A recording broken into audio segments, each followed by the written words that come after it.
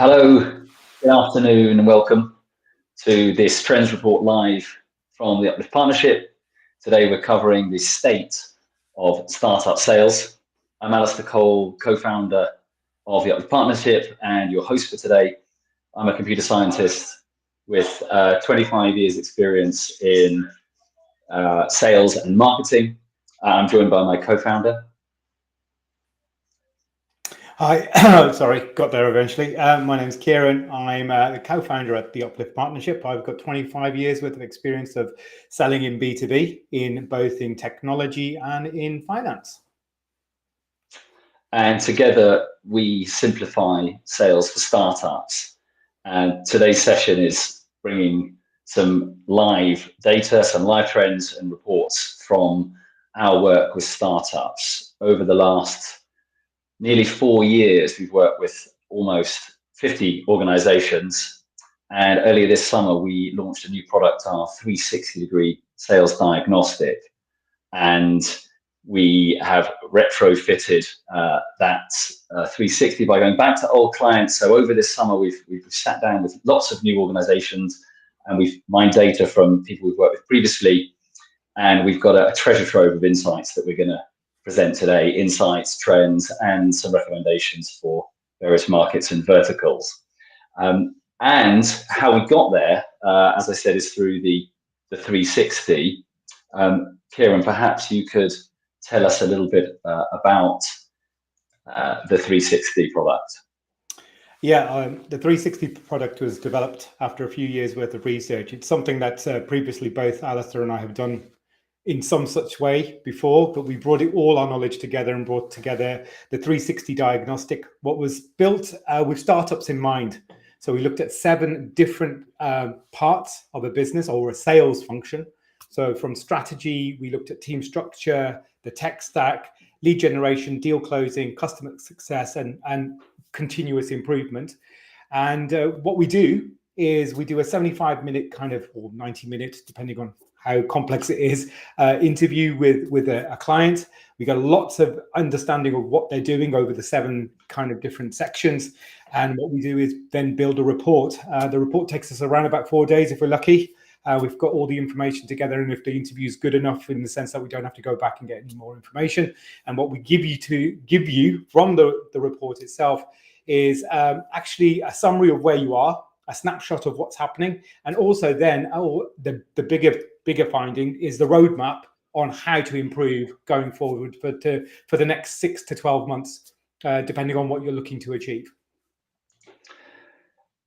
Thanks, Kieran. So, all of the data that we've collected is pointing in a number of interesting ways. But one of the top line things to come out is just how hard it is out there at the moment for sellers and for startups selling. And we see that 54% of them say it's harder selling this year than last. It's been really tough. Selling's been incredibly difficult. Even for companies who are longer in the tooth, more established, a larger team, they're still struggling as well. And no surprise, given that just 33% of time for salespeople is spent actively selling.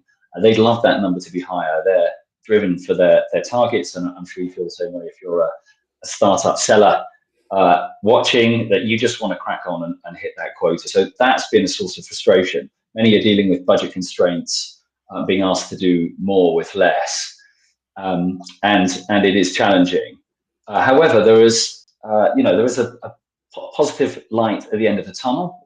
Feels like we may be coming out of the recession, and spend may go up for those that are hanging in there next year. So there are some tendrils of positivity, and one of the things that we love very much, that we bring into our sales team and recommend with others, is bring humor into difficult situations, especially as life is so tough now. And we were at Sifted a few weeks ago and hearing a lot about the investment climate at the moment is, not always positive news. It's tough out there raising, almost impossible. It's really tough if you've raised to justify you spending that money in the right way.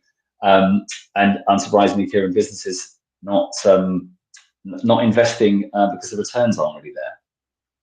There's no returns. Well, the thing is, if you're looking at, you're putting your money in the bank and you're going to get 6%, what's the point of trying to risk it in a venture that potentially could just fail? So, for startups who are looking for investment, suddenly the competition is no longer just other startups. It's actually the market. And the market is now telling people, well, there are better returns out there with less risk.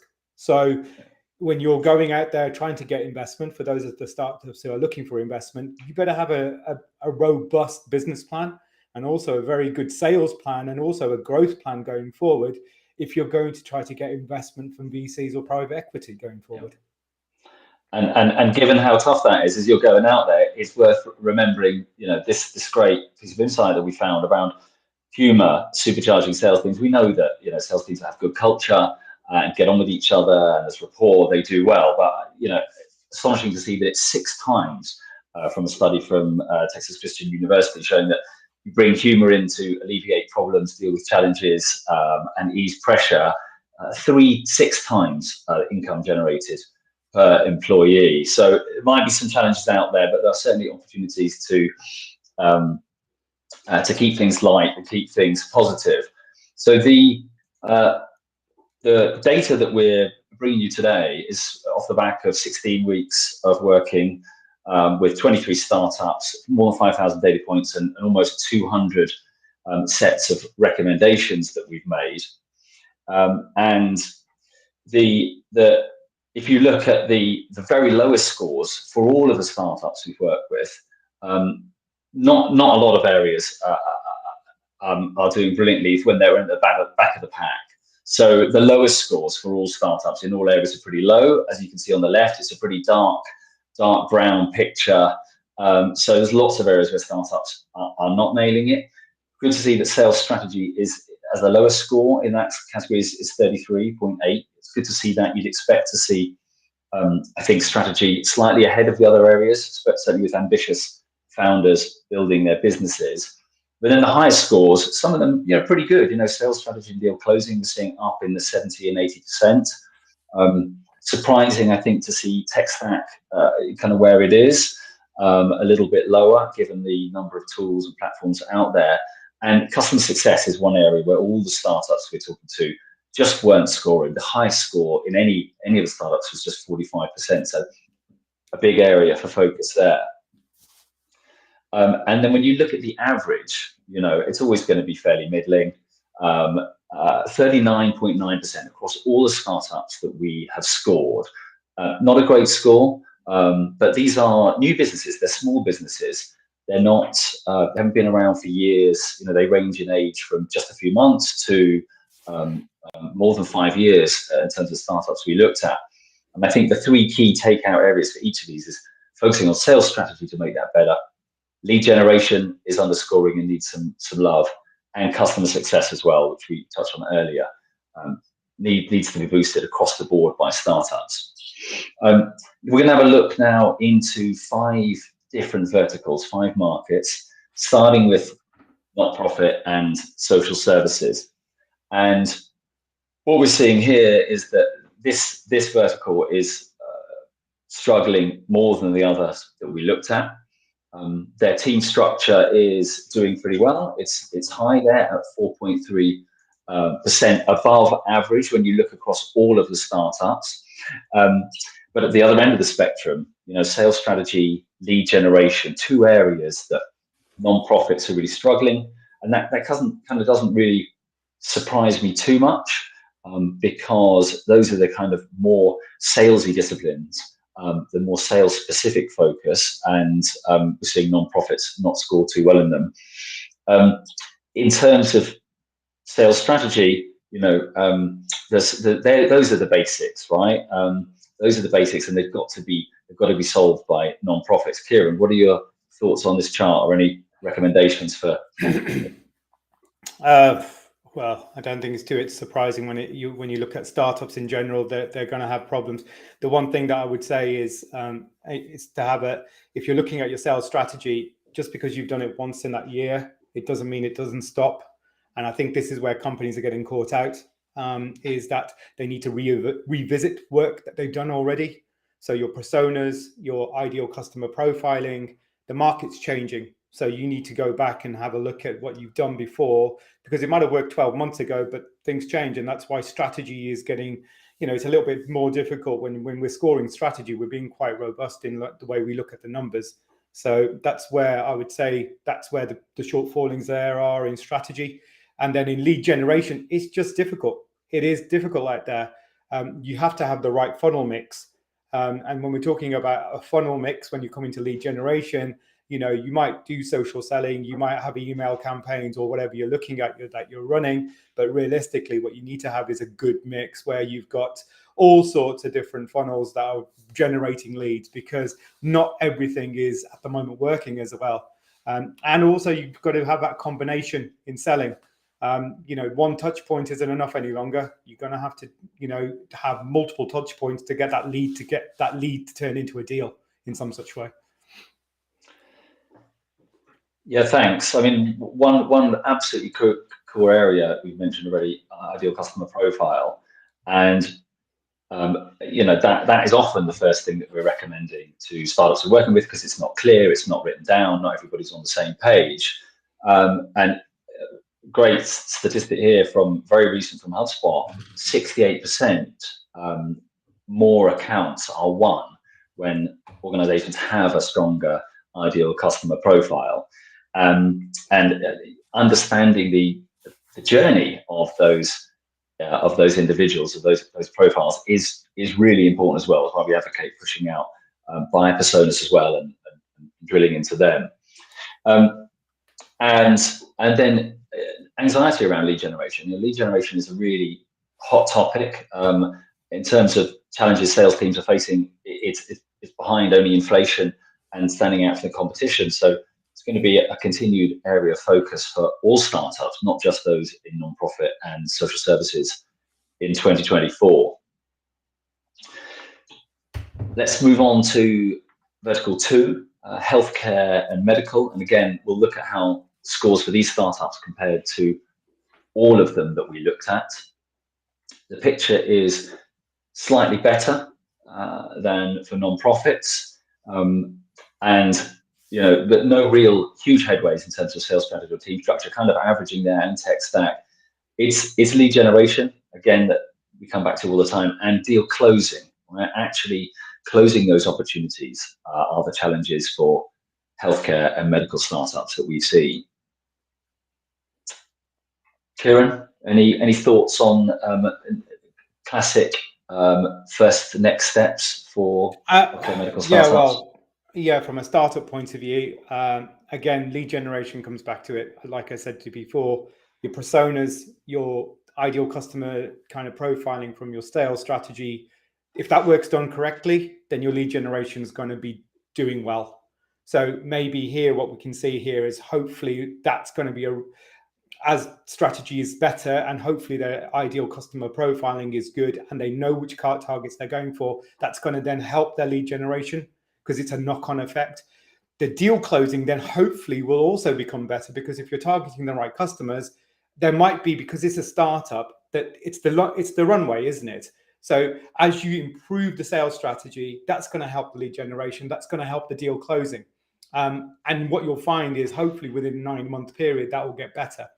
And that's where I can see this. The companies that we're looking at in medtech, medtech's a crazy place to be at the moment. The medtech companies that I've spoken to, there's some amazing innovations coming out there. However, again, inflation, tighter money pocket, companies aren't investing at the moment, and everybody's just waiting to see what the new year's going to bring. So hopefully these companies can stick around long enough to bear the fruits of their hard work. Yeah. I mean, we ask all the time about how do we get more meetings, how do we generate more leads, irrespective of sector. And often it's marketing that's getting the blame. They seem to perennially get the blame when leads aren't great. Just 7% of sellers rate leads from marketing as top quality. And actually, only 28% of people surveyed said that marketing was the best source of leads. So, more than 2/3 happy to go elsewhere for leads than the marketing function or the marketing team. And I guess if you're a founder or part of a very small startup team on this call, then you might also be the marketing person, the marketing lead. And so really it's about thinking about how do you improve the quality of that work when you're wearing that marketing hat to ensure that the leads that are coming into your sales hat are higher quality. Interesting that in biotech, I think the average deal closing is 15%, which I think we'll cover later. And then in terms of deal closing for medtech and all startups, we're seeing right now that it's the value, it's explaining, affirming, defining, clarifying the value of the solution that is making the biggest impact on the likelihood of sellers getting a high quality deal signed off. So 30% greater likelihood of a high quality deal if, as a buyer, as a seller, as a startup seller, you can better articulate the value to help buyers validate the decision, boost their confidence, and get that sale over the line. The next section is the next vertical we're looking at. IT, information technology, and software, and we've grouped these as non-SaaS, so non-public facing software that's installed kind of around the back through IT, through development, but no front facing.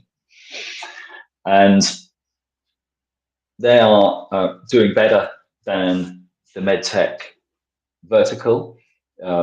We see some of the stronger disciplines in terms of their strategy and team structure. Sometimes some of these have been slightly more mature companies, and it's deal closing again, absolutely critical. But interestingly, tech stack as well. That is underperforming.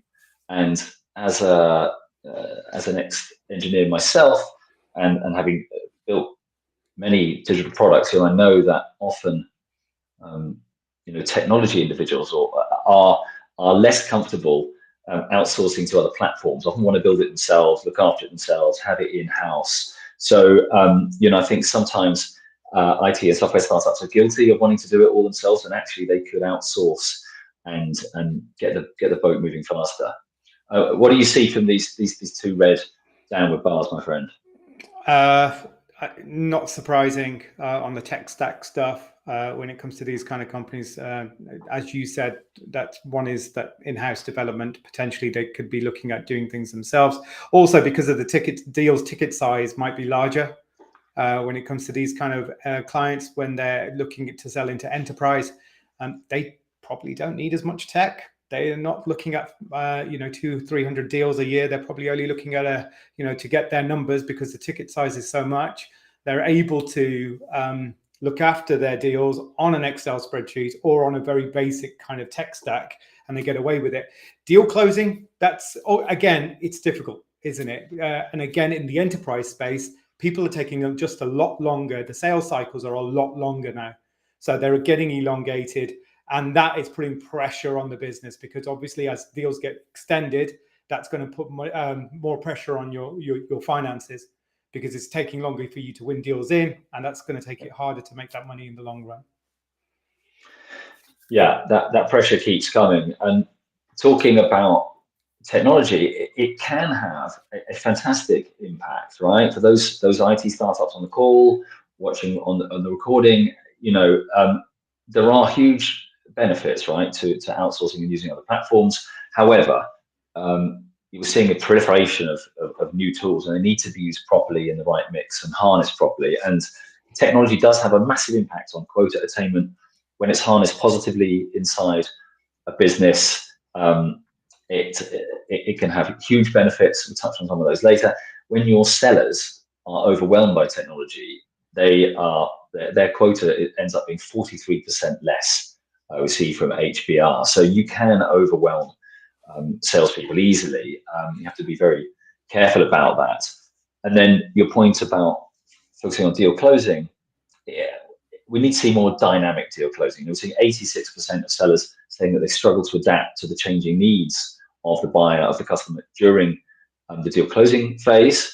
And so they need to be more dynamic, and then fewer of them will be struggling. And that number will come down from 86. So we move on to vertical number 4, software as a service. And this is the second best vertical that we've looked at. And you can see here, unsurprisingly, right, that their technology use is over-index is incredibly strong. You'd expect that from businesses running software as a service, and its team structure and continuous improvement that are at the back of the pack.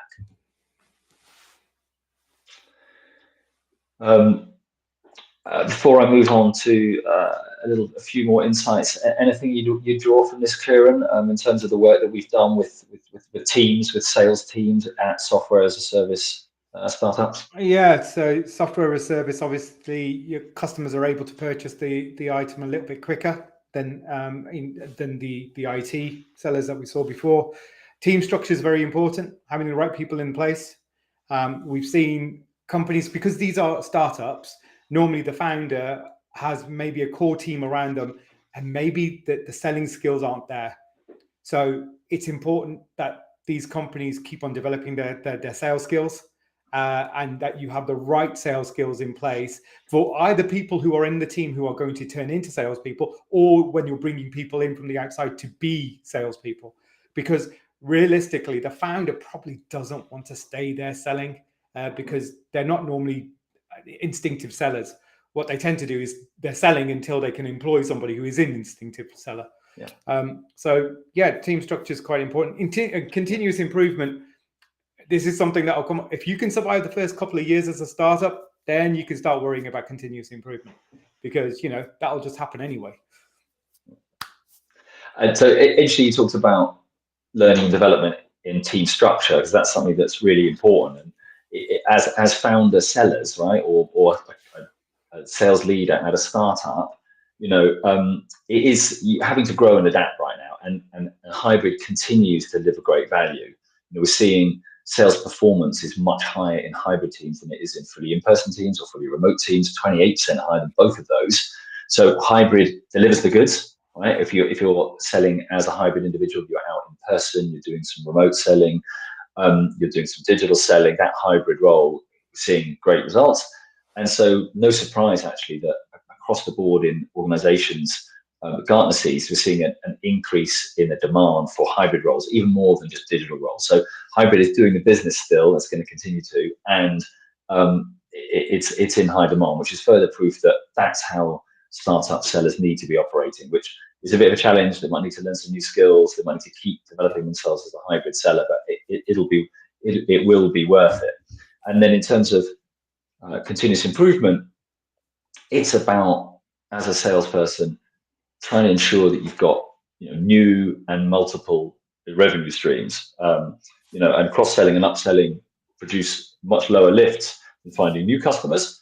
But one of the things that we're seeing a lot is the focus, I think as a result of COVID in the last few years, on fewer, better relationships, and as a result of that comes referrals. So how can startups in the SaaS world boost their team scores by fostering more relationships, working better as a team, and getting referrals, right? And trying to change the mix of the revenue streams they've got, which is effectively then continuously improving.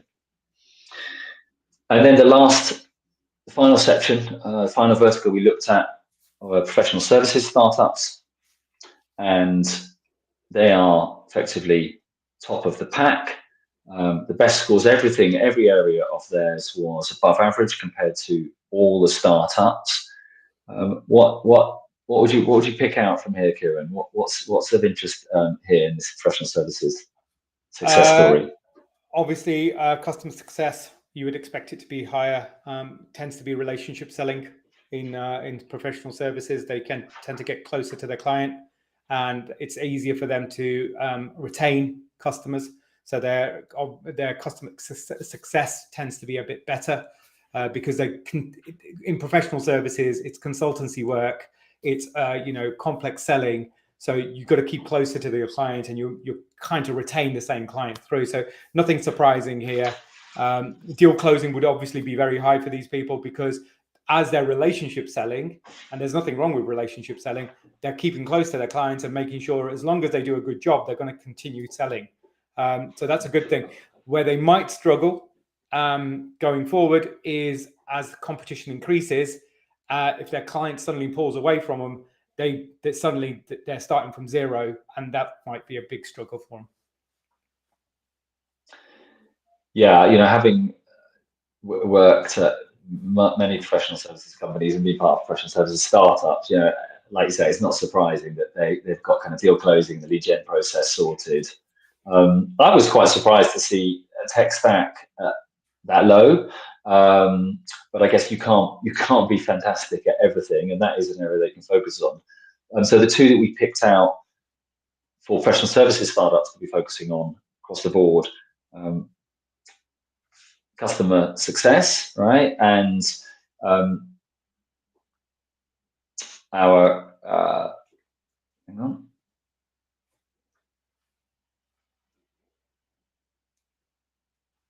So the chart I was going to show you was customer success rates, expectation being incredibly high for customer success. 72% of buyers expect real-time or always-on customer service, you know, which for a startup is, you know, almost impossible. You're not going to pay somebody to sit there and run 24/7 customer support, but that is what is expected, along with lots of other areas. So customer support and customer success, very important, not easy to deliver. Something that is should be a bit easier to deliver over the next few years is harnessing AI to boost that tech score that we just saw in professional services being quite so low. And organizations that can harness AI and maximize its value for their sales teams will see a 27% increase in additional bandwidth. And that's Gartner data that actually aligns with what we're seeing out of HubSpot as well, is that they're anticipating 2 hours a day for salespeople will be saved as a result of harnessing AI, if you can harness it properly. So those are the 5 sections, my friends, with some insights, some trends, and some takeouts. How have you found engaging with startups over the last 14 plus weeks, in terms of you know, how have you found their passion for sales and their stress levels for sales? How is it out there, mate? It's carnage.